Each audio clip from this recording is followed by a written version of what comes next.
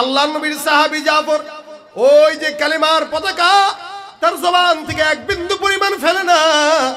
জাফর রাদিয়াল্লাহু তাআলা আনহু কালেমার পতাকাটা জবান দিয়া আঁকড়ায় ধরে দাঁত দিয়া কামড়ায় ধরে জমিন থেকে বিদায় হয়ে গেছে। সাহাবাদেরকে বলে গেছে, সাহাবারা মনে রাখো, শুনে রাখো, আমার নবীকে বলে দিও আমি জাফর ইন্তেকালের শেষ নিঃশ্বাস পর্যন্ত ঈমানের কালেমার পতাকাটা আমি আমার জবান থেকে নিচে ফেলতে দেই নাই। না আমি আমার হাত থেকে নিচে ফেলতে দিয়েছি, না আমি জবান থেকে নিচে ফেলতে দিয়েছি। এই অবস্থায় মারা গেছে। তার কপাল, তার জবানের মধ্যে কালেমার পতাকা। আরেকজন সাহাবী সেই পতাকা উঁচু করে নিয়ে যুদ্ধের ময়দানে গেলেন। যুদ্ধ শেষে পয়গম্বর মুহাম্মদুর রাসূলুল্লাহ সাল্লাল্লাহু আলাইহি ওয়াসাল্লাম সুন্দর করে আসলেন। আল্লাহর নবী এসে লাশগুলো দেখতেছে। সাহাবা আজমাইনদেরকে জিজ্ঞাসা করলেন, সাহাবা একরামের দল, কোন জায়গার কার কি হালত বলো আমাকে।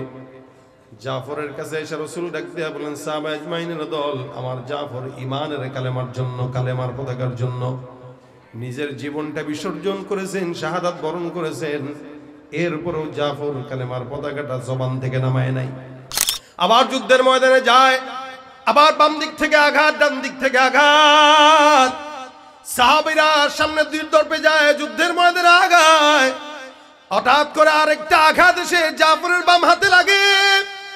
জাফর রাদিয়াল্লাহু তাআলা আনহু বাম হাতের থেকে কালেমার পতাকাটা মুখ দিয়ে আটকায় ধরে ফেলে। আর বাম হাতটা উনার বডির থেকে আলাদা হয়। ডান হাতও নাই, বাম হাতও নাই। জাফর রাদিয়াল্লাহু তাআলা আনহু কালেমার পতাকার লাঠিটা জবান দিয়া, মুখ দিয়া, দাঁত দিয়া কামড়ায় ধরে ধরে যুদ্ধের ময়দানের সামনে আগায়। আল্লাহর নবীর সাহাবী হঠাৎ করে ঘোড়ার থেকে পড়ে যায়।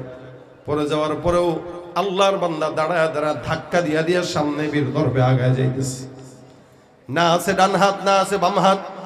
পয়গম্বরের সাহাবী সামনে আগায়। কোথা থেকে তরবারির আঘাত জাফরকে ক্ষত বিক্ষত করে। আল্লাহর নবীর সাহাবী জাফর ওই যে কালেমার পতাকা তার জবান থেকে এক বিন্দু পরিমাণ ফেলে না। জাফর রাদিয়াল্লাহু তাআলা আনহু কালেমার পতাকাটা জবান দিয়া আঁকড়ায় ধরে দাঁত দিয়া কামড়ায় ধরে জমিন থেকে বিদায় হয়ে গেছে। সাহাবাদেরকে বলে গেছে, সাহাবারা মনে রাখো, শুনে রাখো, আমার নবীকে বলে দিও আমি জাফর ইন্তেকালের শেষ নিঃশ্বাস পর্যন্ত ঈমানের কালেমার পতাকাটা আমি আমার জবান থেকে নিচে ফেলতে দেই নাই। না আমি আমার হাত থেকে নিচে ফেলতে দিয়েছি, না আমি জবান থেকে নিচে ফেলতে দিয়েছি। এই অবস্থায় মারা গেছে। তার কপাল, তার জবানের মধ্যে কালেমার পতাকা।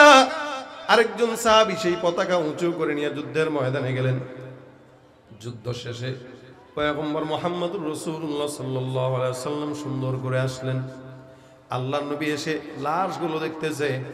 সাহাবা আজমাইনদেরকে জিজ্ঞাসা করলেন, সাহাবা একরামের দল, কোন জায়গার কার কি হালত বলো আমাকে।